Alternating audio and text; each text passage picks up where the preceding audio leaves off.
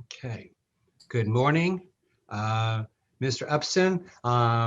Good to see you again. And would you like to reserve any time for rebuttal? Two minutes, if I may, Judge. 2 minutes. Okay, I have found my clock, and as a multitasker, we are ready to begin. May it please the court, counsel, Keith Upson for appellant defendant, Gene Andrus. And I already told you I'd like to reserve 2 minutes. Good morning. I'd like to talk about the Sixth Amendment this morning. Mr. Andrus had 0.8 of a point in priors when he walked in the convenience store that afternoon, and the state's testimony at trial was consistent that he showed the clerk he had a gun tucked into his pants. And that was a bad decision on Mr. Andrus's part, but we all, the bench included, have jobs because people don't always make the best choices. At worst, though, what Mr. Andrus did when he showed the clerk he had As a charge for attempted robbery, he received a favorable jury verdict, did he not? He did, Not Judge. assault. Okay. He did. But at worst, at that point, when he exhibited that firearm, he was guilty of the misdemeanor of improper exhibition. And we know because he entered the store with it in his pants, the third-degree felony of carrying without a concealed permit. But the testimony that the state presented at trial was also consistent that the clerk then took at least 4 steps of his own. He retrieved his own gun, one of 2, from under the counter. He chambered around, that's 2. He turned on the laser sight, that's 3. And he pointed the dot of the laser directly at Mr. Andrus's chest, all while Mr. Andrus's firearm remained tucked in his pants. And I would submit that a gun that stays in the pants presents an immediate threat only to the person wearing the pants. Now, at that point, the encounter was over. It was done. To use the expression from Westerns, the clerk had achieved the drop on Mr. Andrus. What would have been the simplest thing at that point for the clerk to have done, the easiest? And I would offer that's get out, leave. The second simplest, it only takes 3 steps to dial 911, 911. But he didn't tell him to get out. He didn't call 911 because he had 2 guns and a pair of handcuffs and some beefy friends to attack and grapple with Mr. Andrus and disarm him, even though the testimony was consistent that the gun stayed in Mr. Andrus's pants until that melee ensued. And here's my point, and here's the rhetorical question, because of course I don't get to ask the panel questions. Without that attempted robbery with the firearm, what was the felony Mr. Andrus had committed that justified the beating he received at the hands of these friends? It wasn't the misdemeanor assault. And I'll give you that. Mr. Upson, aren't you kind of ignoring all of the facts that led up to this? The fact that he had been there earlier in the day, that he had been loitering and drinking, and that there was a smell of alcohol on him, that they didn't know what he was capable of doing, and he had presented a problem for them. Judge, I don't think it ignores it, but I also don't think that those facts similarly identify any felony committed or imminent in their presence that would have justified the not that we have to answer your question, but what the jury was looking at is the totality of the facts and the circumstances presented. You have a clerk who is in fear behind the counter. Someone at least brandishes a weapon. That seems to be everyone's in agreement that all the testimony that was shown. And at that point, sure, you could walk through 4 or 5 steps of what he did, but this all he grabbed his gun in a matter of moments, and sure, he got the jump on him, whatever you want to say, but you still have a store full of people in fear and a defendant who wasn't going down easily. Well, and who I think any reasonable person would agree at that point had a rational fear for his own life and safety, notwithstanding the bad decision of displaying. And I don't know that he brandished. I don't know that a display is a brandish. I think. Well, he at least lifted his shirt, showed the clerk, and I know there's dispute in the evidence as to whether he did say anything. The defense says no, but the gun was shown. Well, and the jury found at least that assault took place, that as a result, the clerk was in fear. But at the point the gun was pointed directly at his chest, again, the encounter was over. There was no need to beat and handcuff this gentleman the way that they did. Mr. Upson, I mean, I'm not sure what legal significance that would have, so maybe you can help me with that. But secondarily, this isn't like a situation of, an 18th century duel where one side is called for quarter or yield. This was, at least by some accounts, a drunken, belligerent man who seems to be, at least again, by some witness accounts, willfully ignoring and actively opposing a property owner's direction to him to leave and stop loitering, rather comes into a store armed. We can quibble over the nomenclature, but he shows a handgun that's tucked in his pants. By some accounts, actually grasps the handle. By one account, at least makes a pejorative and certainly threatening sounding statement.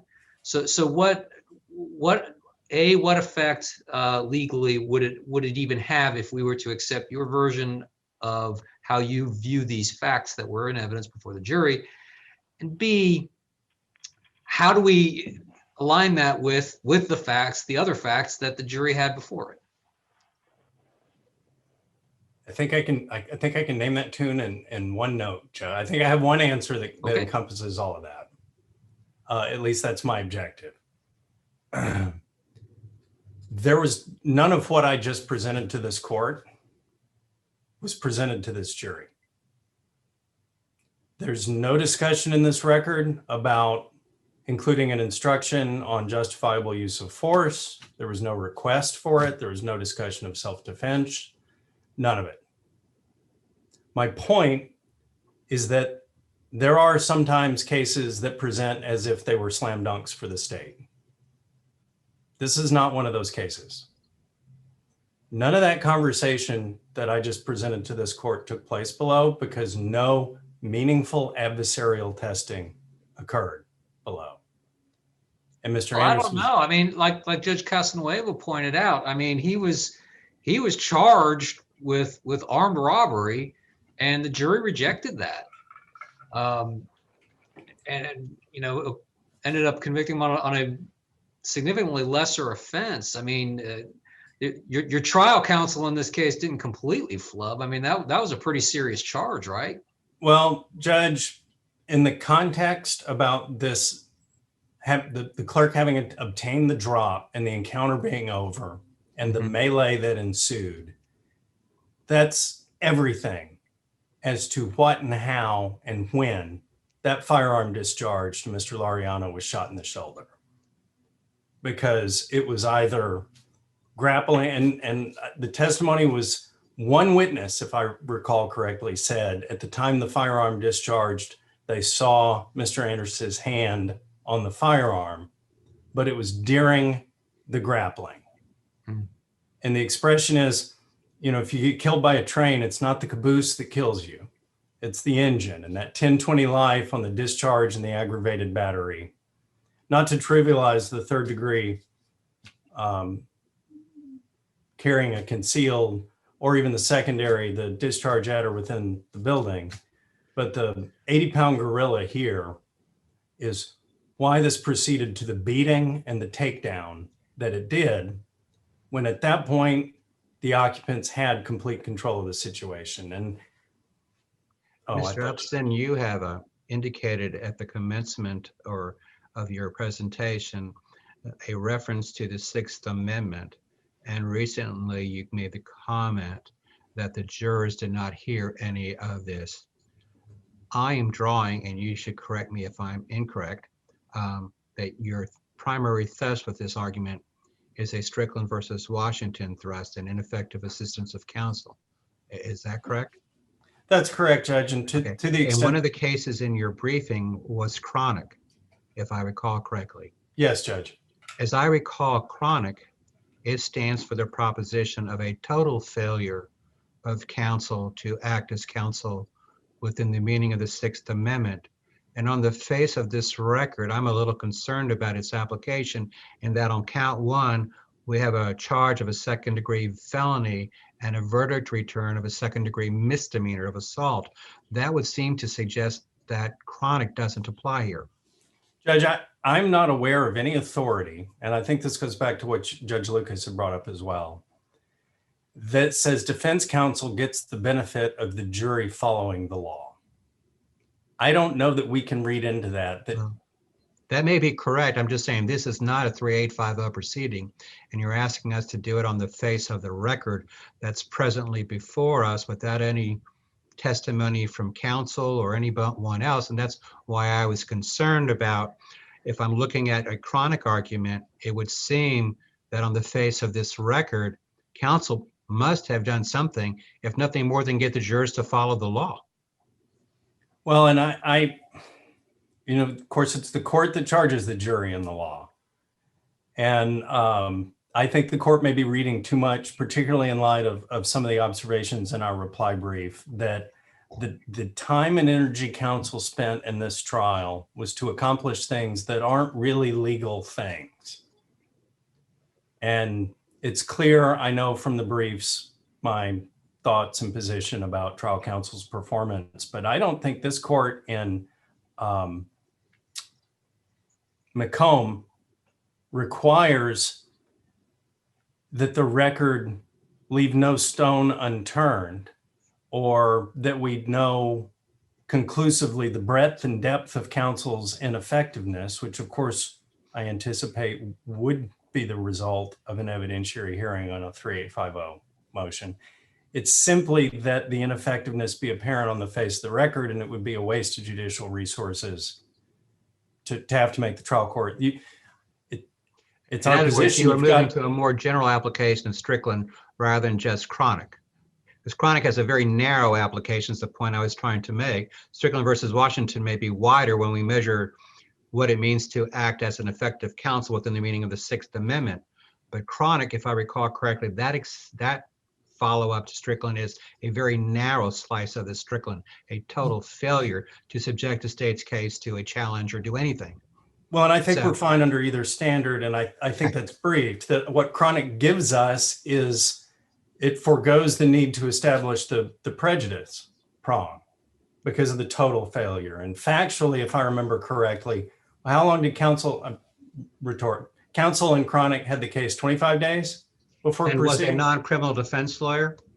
And I think volumes of discovery. I'm somewhat familiar with chronic. Well, and judge the factual similarities.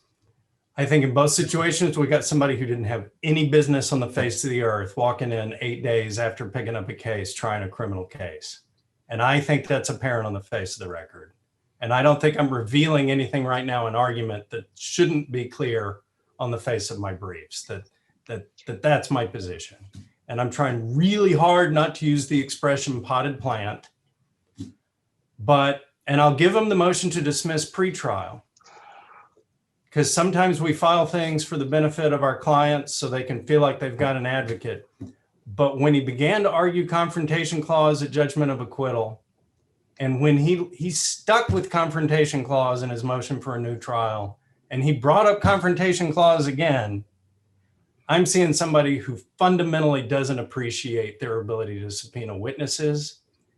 And we don't have to get into the who for and what. Okay, what if he had called the witness? What if it was harmful? We don't have to go there, because no meaningful adversarial testing occurred here, as illustrated in the first 10 to 15 minutes of my argument that I presented to the court. You have all the pieces that you need on this record. It would be a waste of judicial resources to make us go back and ferret out the layers to discover the breadth and depth of counsel's failure to satisfy the obligations of the Sixth Amendment.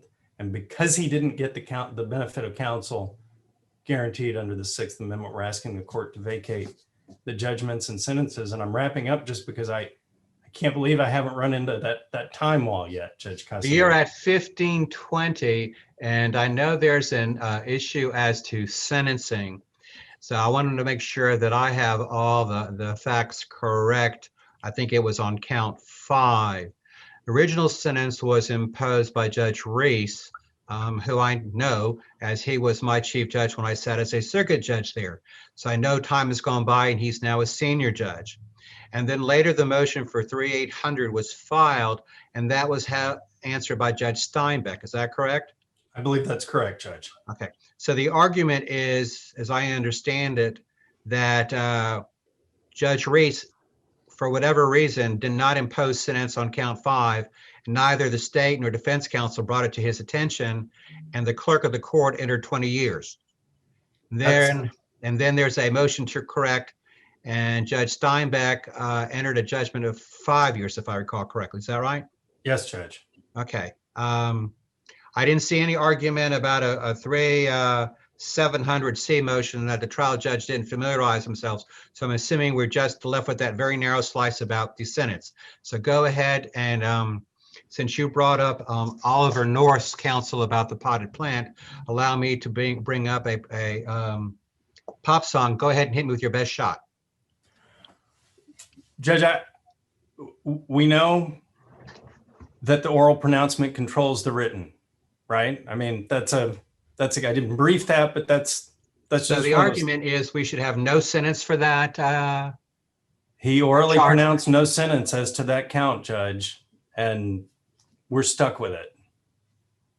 Didn't he say the third degree felonies, plural, which would, when you look at these, I think counts 1 and 4 were addressed, and that would leave 3 as the only third degree felony, and that I think Judge Steinbeck found that it was, the judge made an error in assuming that 5 was a third degree felony. So why would that argument not prevail and say that there was a judgment entered with just a clerical error when 20 years was entered?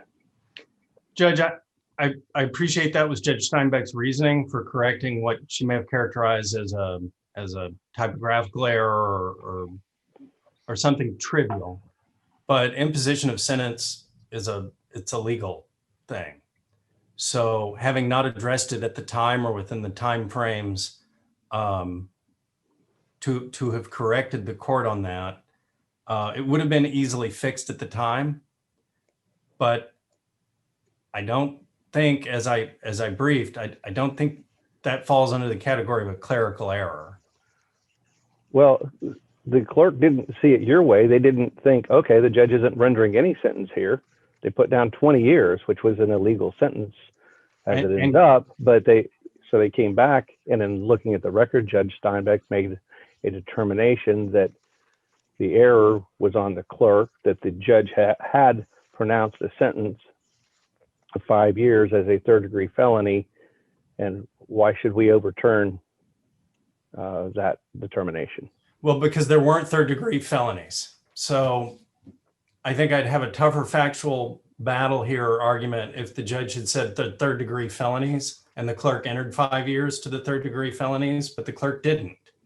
So there was only one third degree felony, correct? There was only one third degree felony. So the judge referred to third degree felonies, plural. Well, and my concern is Judge Steinbeck then is taking a single letter on an incorrect categorization of degree of offense. You may want to conclude your remarks and preserve your time. And I do, Judge. I'd like to reserve those 2 minutes. I don't, of course, don't want to leave the Judge Stargell's No, that's why I said question. conclude your remark for Judge Stargell, please. Well, and that's not. There are certainly categories of things that Judge Steinbeck was capable of going back and saying, "Oh, this is a Scrivener's error," and it's our position that where the facts are such that they are here, there weren't plural third-degree felonies. That this needed to, I mean, imposition of a sentence, oral pronouncing of a sentence is a legally operative event, and we don't get to backfill it to read the way we want it to now. The reality is the judge imposed no sentence on that count. Okay, we'll stop there then, counsel. Okay. Let us hear from the Attorney General's office. That would be Mr. Stone, I believe. Thank you. Good morning, Your Honors. May it please the court. I'm Will Stone on behalf of the state. I want to address appellant's characterization of the facts. This is not a case where sufficiency of the evidence was raised. The victim behind the cash register is not on trial. Certainly he has a right to be in the store. He works there. It's his family business.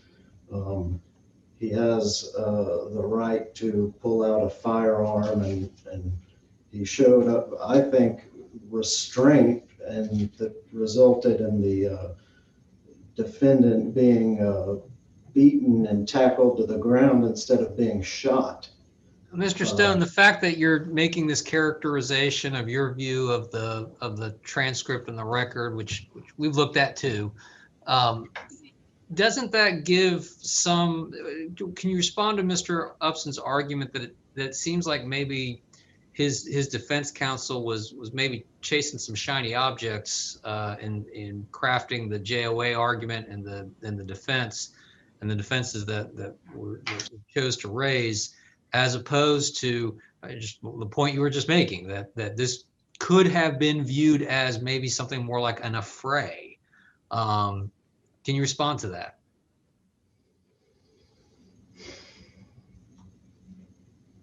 More like an affray in the sense of a mutual combat type situation? Well, or just something that in terms of, look, in any assault or battery case that gets put on, more often than not, who started what and when is a hotly contested issue, and recollections will differ.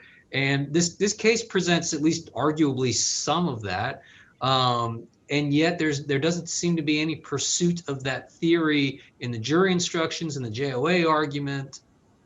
What about that? Well, I would say, Judge Lucas, I'm not sure if the evidence would have supported that, because the defendant was on the premises earlier and the store staff had been getting some complaints, so they asked him to leave, and by all accounts that was amicable. Then he returns later, and that's when he threatens the victim, Mr. Salama.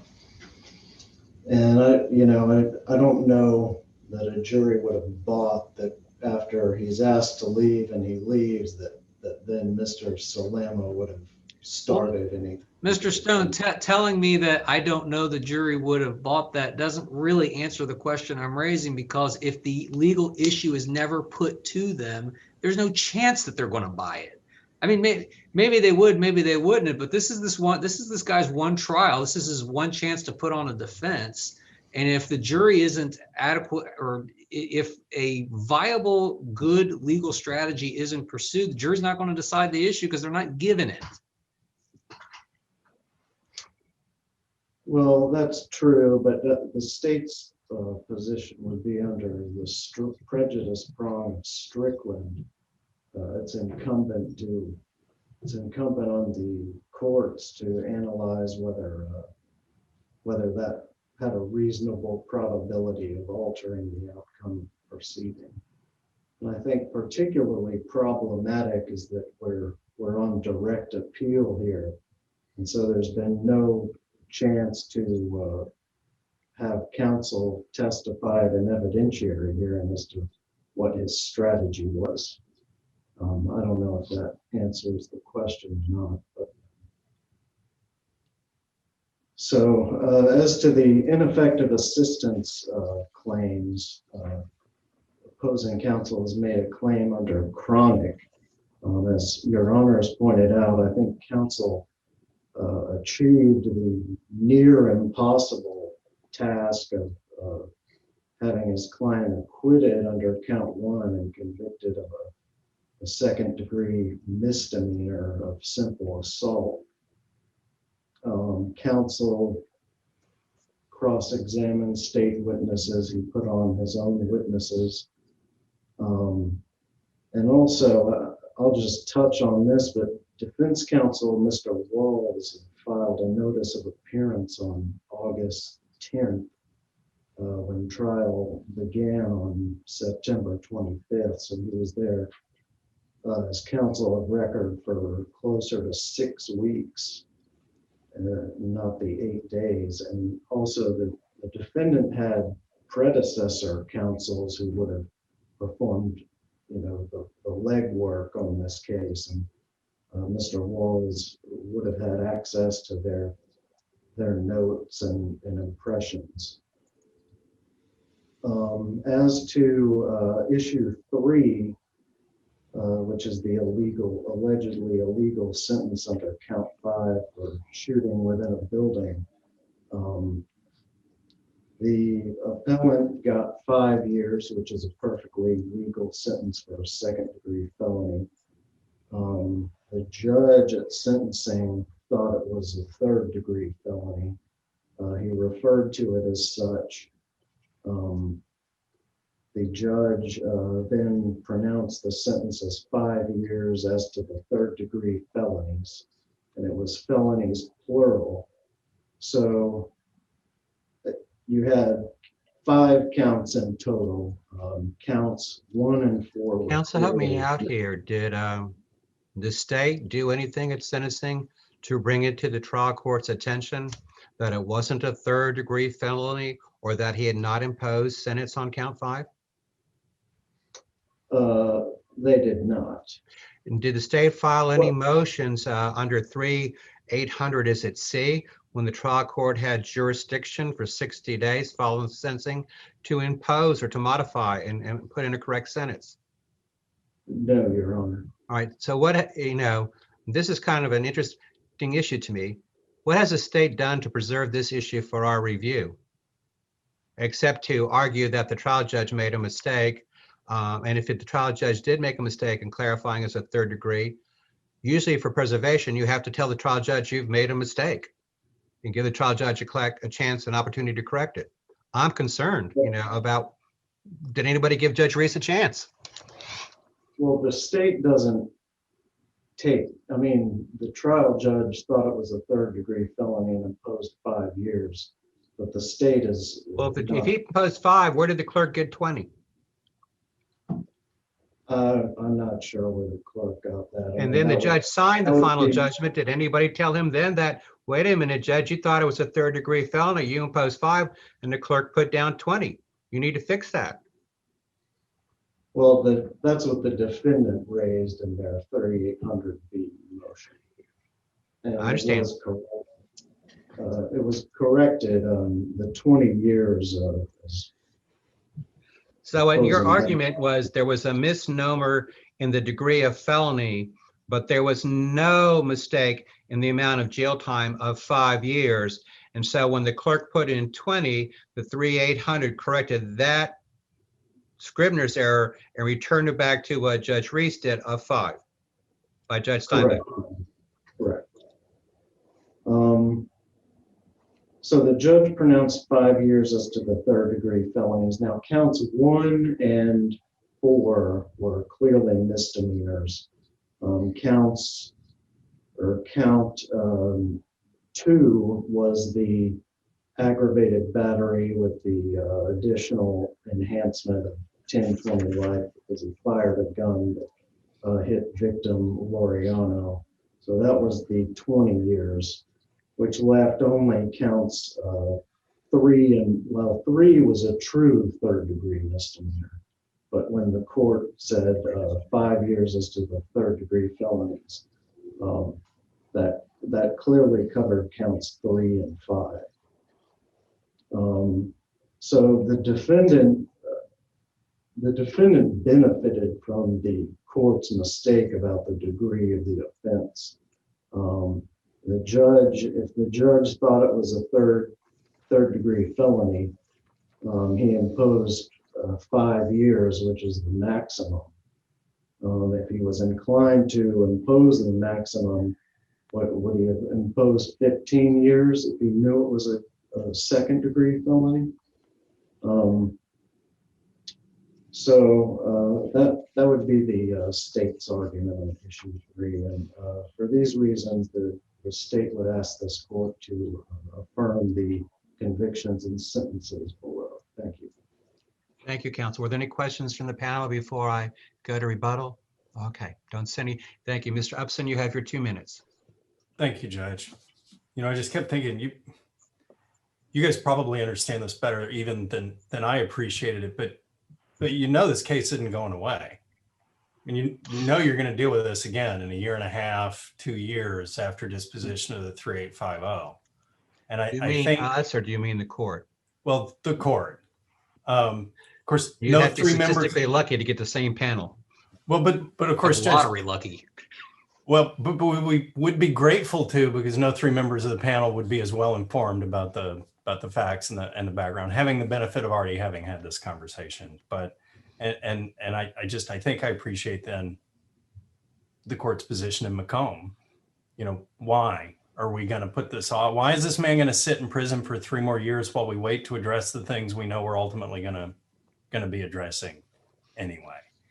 And I continue to maintain in parallel that this was both a chronic failure, so the court we don't need to dig down into the prejudice element.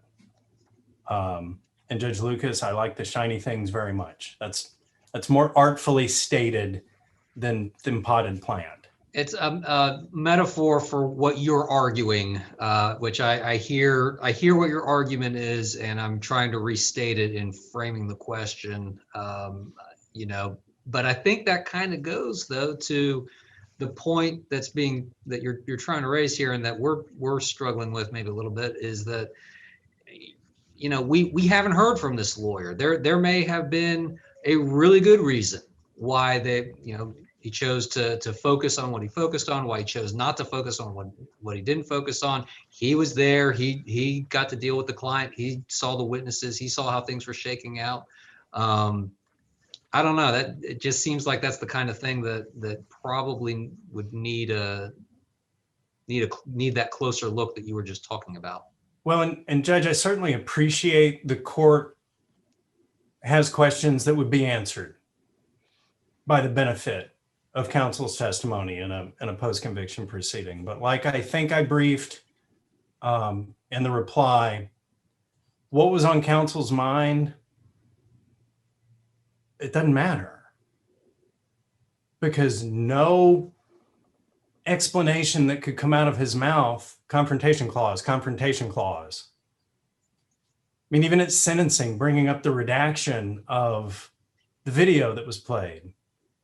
And Judge Reese asked him, did you object to it at a trial when the state was introducing it? And he was like, well, no. And again, like I think I mentioned parenthetically, wouldn't have been a valid basis anyway, even if he had brought it up. He was fighting windmills. So if he comes and takes an oath and he explains to us why he was fighting windmills, we'll have more information. We'll have a better understanding of why he failed to meaningfully oppose the legal issues.